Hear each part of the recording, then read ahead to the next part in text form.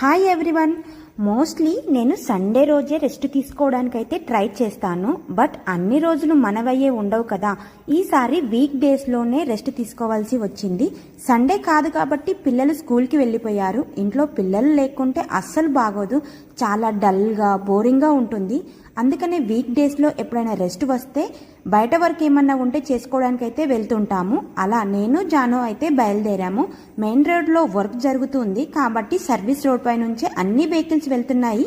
అందుకనే full traffic ఉంది. మనది బైకే కాబట్టి చిన్న దారి ఉన్నా కూడా ముందుకైతే వెళ్ళిపోవచ్చు.